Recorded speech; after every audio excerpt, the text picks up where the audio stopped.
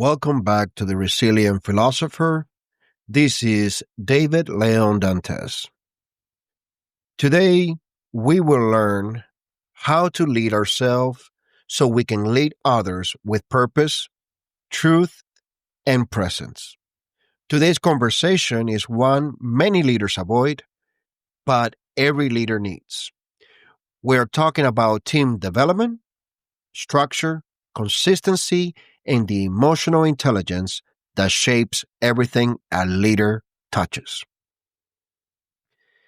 Let's begin with a simple truth. To some people, leadership begins with a title, a promotion, or a position they work hard to achieve. But real leadership begins long before the title. It begins inside of you, in your resilience, in your self-disciplines, and in the storm you survived when no one else was watching. Leadership is built from the inside out, not from the outside in. When a leader carries resilience into a team, everything changes. Not because they demand respect, but because their presence speaks louder than their authority. Their lived experience becomes tools. Their emotional intelligence becomes a compass. Their structure becomes stabilizing force. Leadership becomes influence, not pressure. Influence built on truth, not fear. Team dynamics always begin with the leader's energy. A team mirrors your structure or your chaos, your consistency or your instability, your emotional intelligence or your reactivity. If you walk into a room aligned, the team aligns. If you walk into a room anxious, the team tightens. If you walk into a room grounded, the team excels. This is why leadership is deeply personal. Leadership is an internal work expressed externally, and it all begins at home. Before any child learns leadership in school or in the workplace, they learn structure at home. They learn consistency from their family. They learn emotional intelligence from the environment around them. The home becomes the first team they ever belong to, the first place where expectations and boundaries are formed, the first mirror where they learn how communication, discipline, and respect are supposed to look. When structure is taught at home, children learn rhythm. They learn responsibility. They learn patience. They learn how to stay consistent even when they do not feel like it. When emotional safety is present, they learn how to speak honestly. They learn how to disagree without disrespect, and they learn how to share their voice without fear. By the time these young adults enter the workforce, they're not starting from zero. They understand responsibility, they understand leadership, and they understand the structure through understanding consistency. This alone puts them ahead of many in the professional world. But not everyone was given this foundation. Some enter adulthood still learning emotional regulation, still learning accountability, and still learning structure, and still learning trust. As leaders, we do not just inherit a team, we inherit their history, we inherit their wounds, we inherit the homes they grew up in, and we inherit the moments where they lack guidance, support, or stability. This is why leadership demands compassion, because a team does not struggle because they are incapable. They struggle because they were never taught differently. And here's where your leadership becomes a source of transformation. Team development is not built through authority. Team development is built through consistency. People need a leader who shows the same integrity every day, the same tone, the same values, the same respect, and the same expectation. Your consistency becomes their emotional safety. Your predictability becomes their trust. Your structure becomes their foundation. I once inherited a team that had gone through multiple supervisors in a year. The structure was there, but the consistency was not. The team felt lost, tired, disconnected. The first thing I brought was not new rules. The first thing I brought was consistency. Consistent tone, consistent expectation, consistent discipline, and consistent support. And in time, the team breathed again. They reconnected, rebuilt trust, and became unified. Not because I changed the policies, but because I changed the emotional climate. This is the true essence of leadership. People rise when the leader rises.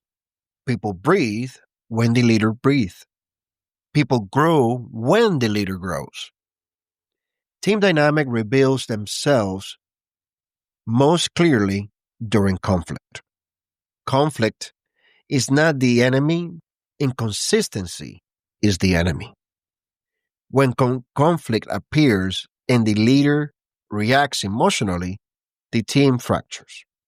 When the leader responds with emotional intelligence, the team strengthens.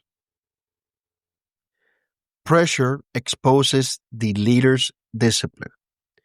Crisis exposes the leader's alignment.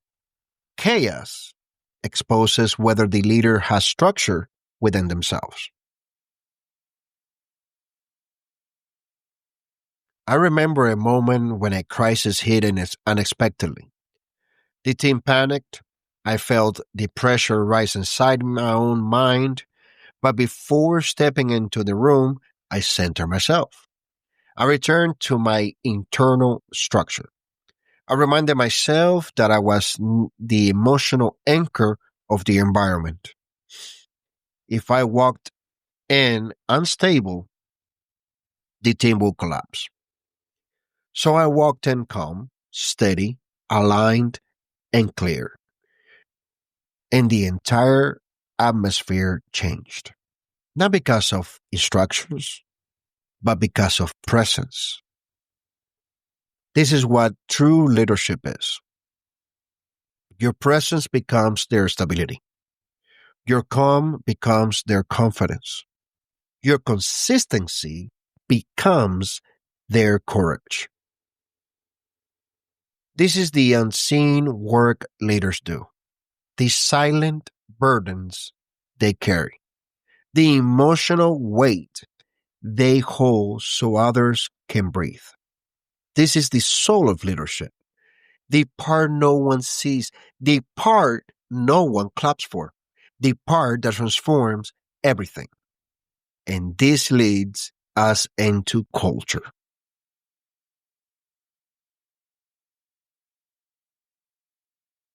Now, let me be clear. Culture is not a mission statement. It's not a list of values on the wall. It's the behavior people repeat when you are not in the room. You see, culture is leadership in motion. It's the echo of your presence. It's the memory of your consistency.